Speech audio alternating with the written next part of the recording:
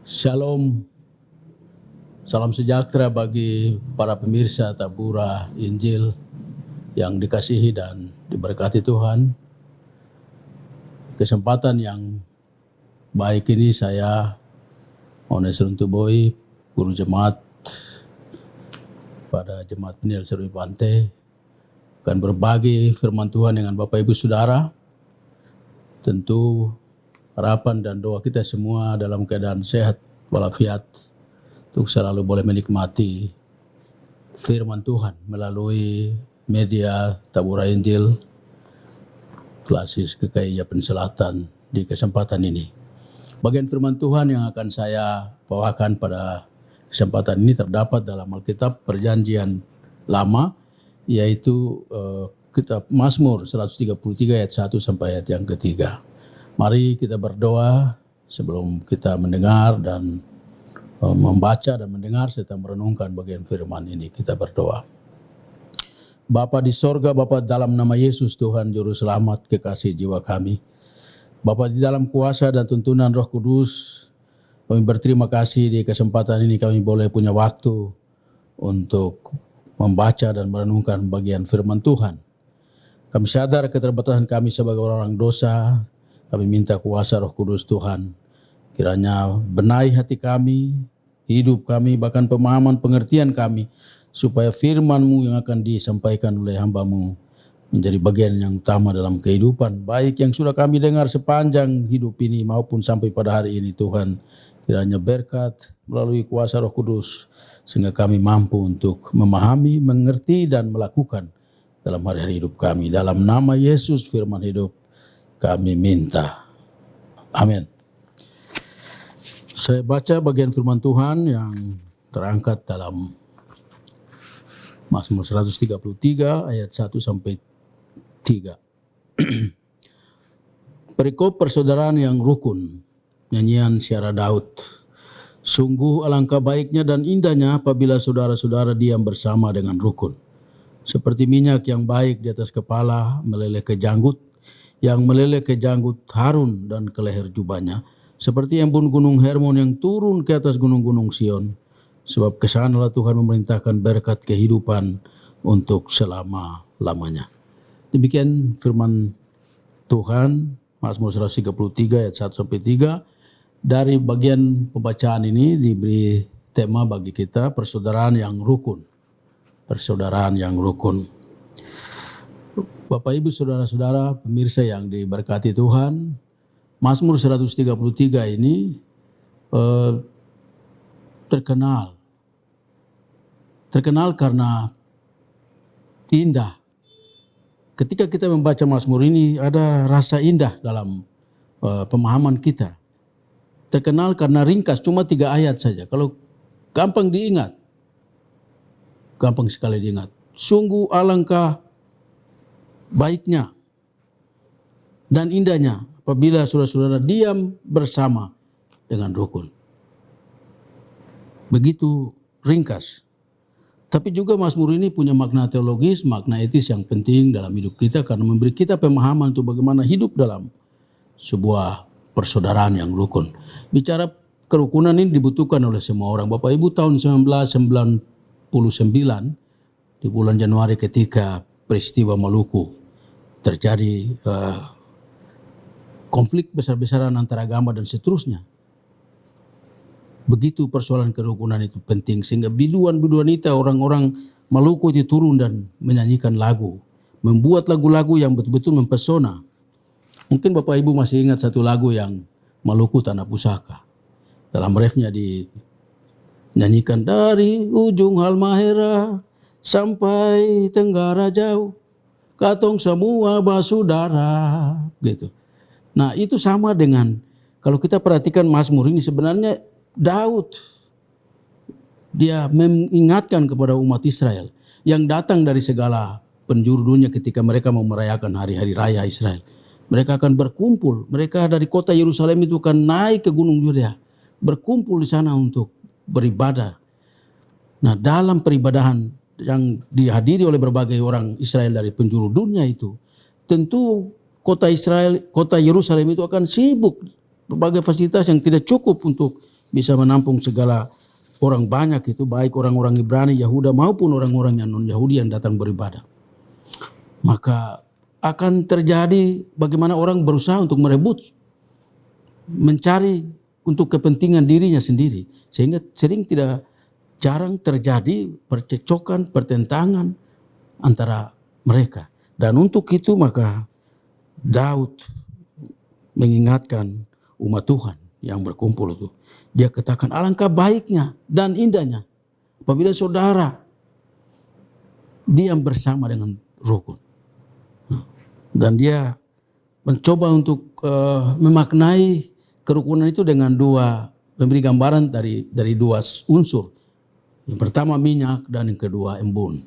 Kita baca pada ayat yang kedua dikatakan, seperti minyak yang baik di atas kepala yang meleleh ke janggut Harun dan ke leher jubahnya. Minyak dalam budaya Yunani dari Yahudi itu merupakan suatu elemen penting. Itu baik dalam pesta maupun dalam penabisan raja, penabisan imam. Minyak itu penting dan minyak yang baik, minyak yang spesial, minyak yang khusus. Bukan sembarang minyak, bukan minyak goreng dan lain sebagainya. Minyak yang khusus, yang dengan harga yang sangat mahal. Minyak itu simbol daripada sukacita. Minyak itu simbol. Mazmur 23 ayat 5 itu kita baca, itu juga simbol.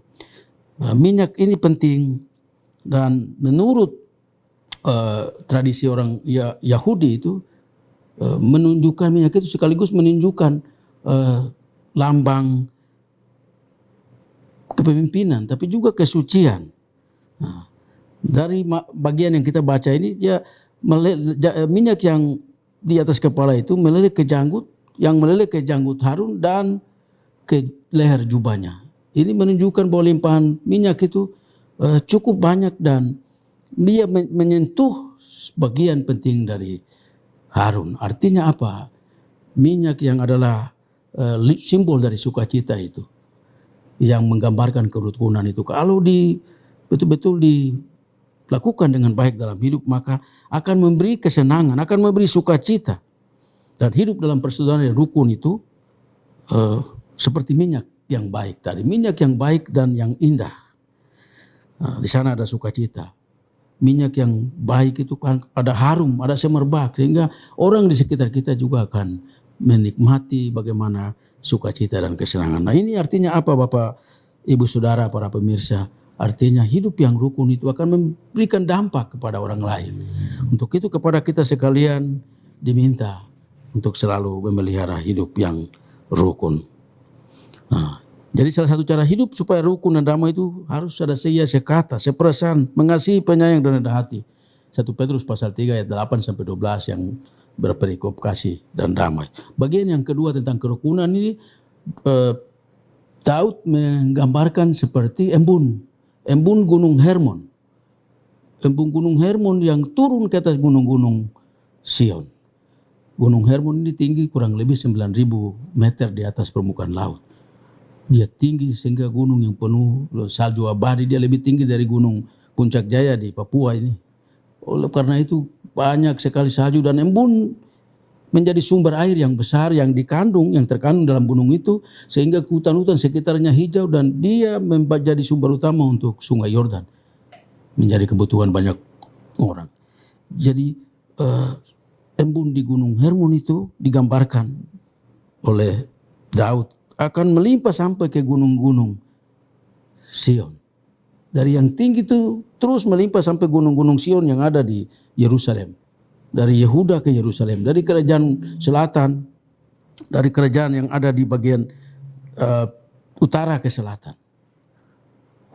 Itu embun Hermon. Simbol dari embun dalam tradisi kehidupan orang-orang Israel itu berkat Tuhan. Jadi embun itu simbol dari berkat Tuhan. Nah, Bapak Ibu Saudara pemirsa, walaupun Gunung Hermon ini terletak di kerajaan Israel Utara, di Yehuda, sedangkan gunung-gunung Sion ini di kerajaan Israel Utara, selatan, yaitu di Yerusalem. Tetapi embun ini merambat dalam ilustrasi ini. Jaraknya berapa kilometer? 348 kilometer. Bayangkan Gunung Hermon ke Gunung-Gunung Sion. Tapi dia merambat. Dia berbeda geografis. Yang satu ada di pemerintahan di wilayah geografisnya kerajaan Israel Utara, satu di wilayah geografis kerajaan Israel Selatan. Tapi dia melimpah.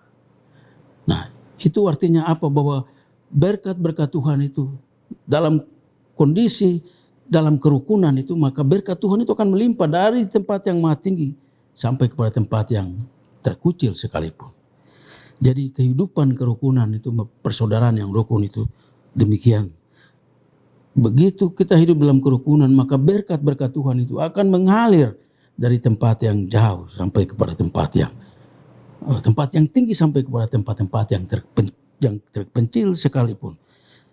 Persaudaraan yang rukun itu menyenangkan hati Tuhan, sehingga berkat-berkatnya akan selalu tercurah. Nah, Bapak Ibu Saudara belajar dari apa yang disampaikan oleh Raja Daud dari dua unsur minyak dan embun ini, maka kerukunan itu prasyarat untuk menikmati berkat Tuhan.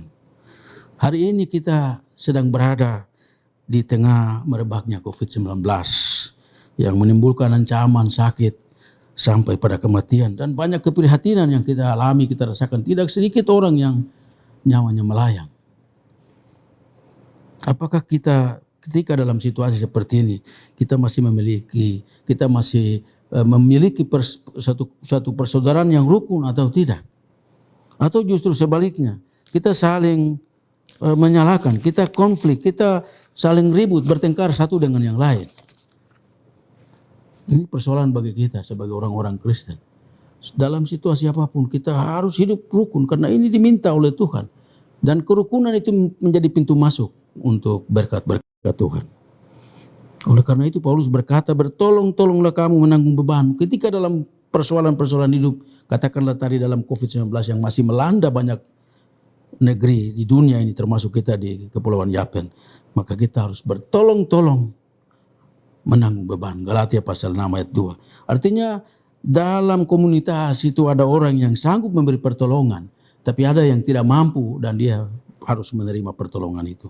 Oleh sebab itu gaya hidup individu yang hanya mementingkan diri sendiri, yang mau enak sendiri, yang menutup diri, harus kita hilangkan, kita singkirkan sebagai bagian akibat sebuah kerukunan itu dapat dinikmati.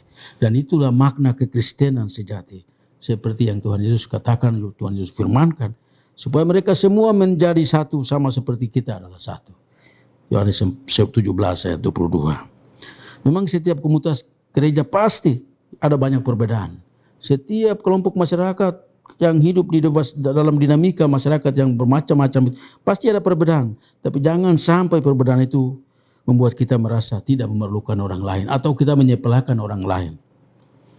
Jemaat Tuhan, kita diminta untuk harus selalu rukun dan bersatu. Pertanyaan bagi kita, kerukunan itu apakah ada dalam diri kita, apakah ada dalam keluarga kita, dalam masyarakat kita, dalam jemaat kita? Hari ini masih ada atau tidak?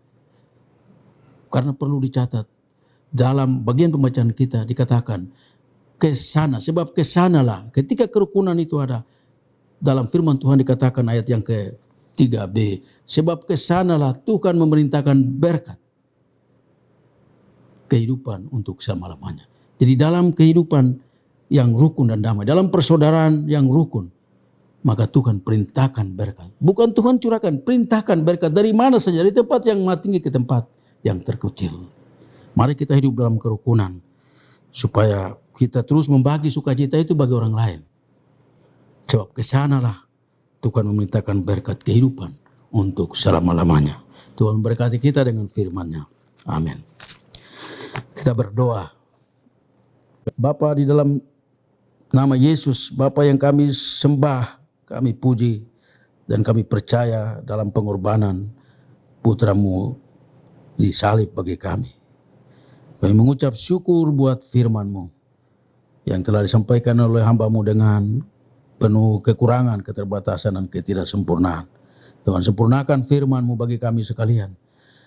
Biarlah Roh Kudus bekerja dalam hidup kami supaya kerukunan antara pribadi dan pribadi, antara rumah tangga, keluarga, antara persekutuan, komunitas, terus kami pelihara, karena kerukunan merupakan pintu masuk di mana Tuhan akan memerintahkan berkat bagi setiap orang yang hidup dalam kerukunan, hidup membangun kebersamaan. Tuhan tolong kami ketika kami punya kerukunan belum kompak, kami mengalami keretakan kerukunan. Tuhan pulihkan kerukunan itu supaya kami mampu untuk hidup menjadi berkat bagi orang lain. Ada sukacita, kami bisa menjadi berkat untuk menghidupkan orang lain. Kami menjadi berkat untuk menguatkan orang lain, menyejukkan orang lain. Terima kasih Bapa di sorga, tolong kami dengan firman-Mu. Biarlah firman-Mu hari ini bahkan hari-hari yang telah kami lewati menjadi bagian dalam hidup kami, sehingga kami tidak hanya mendengar, membaca dan berbicara tentang firman Tuhan, terutama kami menjadi pelaku firman. Berkati Bapak Ketua BPK Yapen Selatan dengan segala kebijakan. Berkati tim hamba-hambamu, saudara-saudara, anak-anak, bahkan pemuda-pemuda yang bertugas, yang mau diberi kemampuan untuk mengelola tabura Injil ini dalam pelayanan.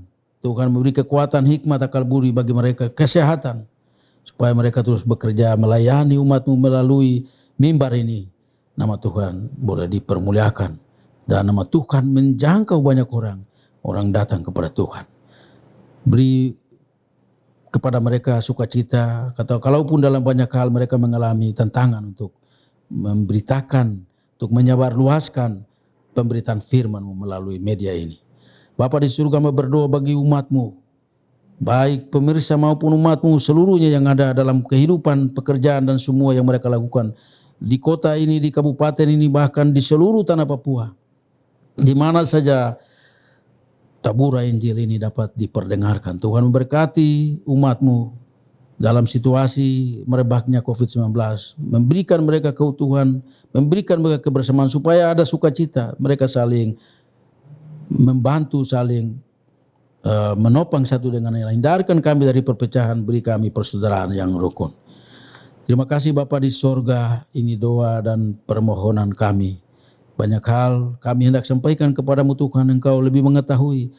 Berikan kepada kami sukacita, damai sejahtera, dan biarlah perlindungan-Mu menjadi bagian dalam hidup kami, sehingga kami terus membangun kerukunan antara satu dengan yang lain. Nama Tuhan dipermuliakan melalui kehidupan kami.